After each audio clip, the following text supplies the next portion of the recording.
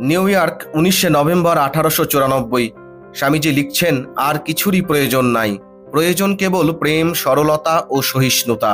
জীবনের অর্থ বিস্তার, বিস্তার ও প্রেম একই কথা। সুতরাং প্রেমই জীবন, ওটাই জীবনের একমাত্র আইন। স্বার্থপরতাই মৃত্যু, জীবন থাকতেও তা মৃত্যু, আর দেহাবসানেও এই স্বার্থপরতাই প্রকৃত মৃত্যু স্বরূপ।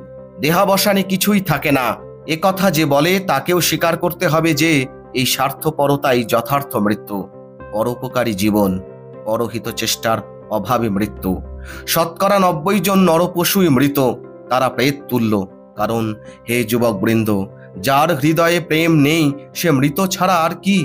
হে যুবকবৃন্দ, দরিদ্র, অজ্ঞ ও নিপীড়িত জনগণের ব্যথা তোমরা প্রাণে প্রাণে অনুভব করো।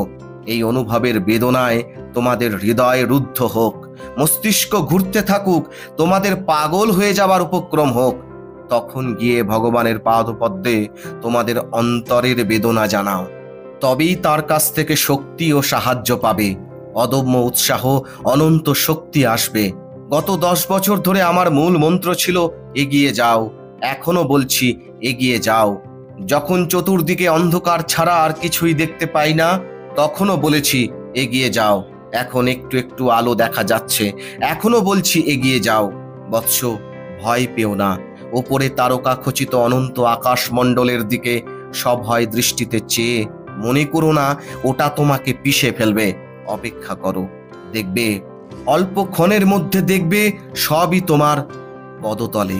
টাকায় কিছু হয় না, নামেও হয় না, যশেও হয় না, বিদ্যায়ও কিছু হয় না, ভালোবাসায় সব হয়।